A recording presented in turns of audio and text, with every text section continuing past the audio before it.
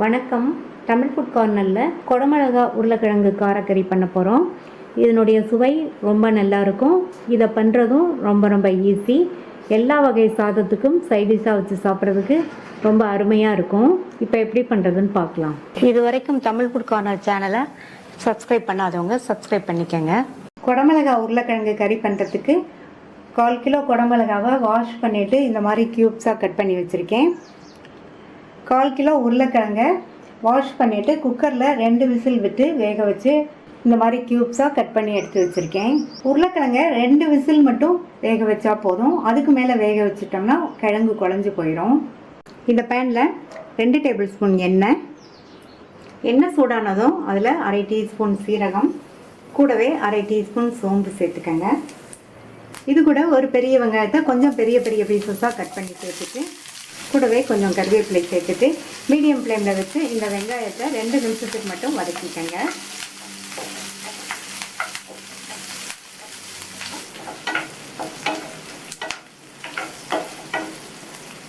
ரெண்டு நிமிஷமாக வெங்காயம் வதங்கி கண்ணாடி பதம் வந்துடுச்சு. இது கூட 1 டீஸ்பூன் இஞ்சி பூண்டு விழுது சேர்த்துட்டு அதையும் 1 நிமிஷம் போல் பச்சை வாசனை போக வதக்கிக்கலாம்.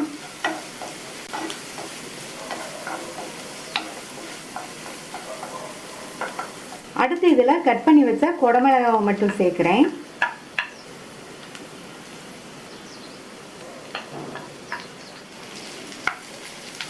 இந்த சேர்த்த குடமிளகா ஒரு 2 நிமிஷம் வதங்கட்டும். இந்த மாதிரி எண்ணெயிலேயே வதக்கிட்டோம்னா இந்த கறியோட டேஸ்ட் வந்து ரொம்ப சூப்பராக இருக்கும்.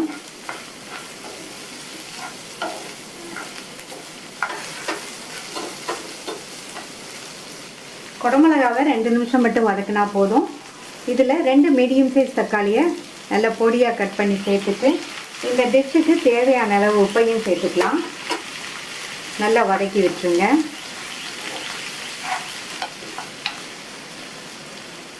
மூடி வச்சிடலாம். நம்ம சேர்த்துருக்கிற வெங்காயம், குடமிளகாய், தக்காளி எல்லாமே மறுபடியும் ஒரு 2 நிமிஷத்துக்கு வதங்கட்டும். வதங்கிட்டு இருக்கும்போது இடையில ஓப்பன் பண்ணி பார்த்து நல்லா வதக்கி விட்டுக்கோங்க. இப்போ தக்காளியும் ஓரளவு வதங்கியிருக்கு.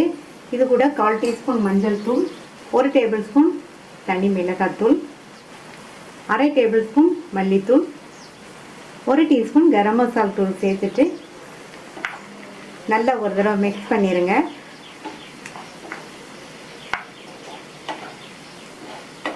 நம்ம சேர்த்த இந்த தூளோட பச்சை வாசனை எல்லாம் போக 1 நிமிஷத்துக்கு வதங்கிட்டு இருக்கட்டும். மசாலா தூளோட பச்சை வாசனை எல்லாம் போயிடுச்சு. இதில் வந்து ஒரு 100 ml மட்டும் தண்ணி சேர்த்துக்கலாம்.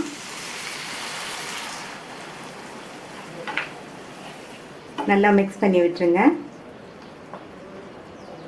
தண்ணி சேர்த்து இந்த மாதிரி கொதிக்க ஆரம்பிச்சதுக்கு அப்புறமா உருளைக்கிழங்கு சேர்த்துக்கலாம்.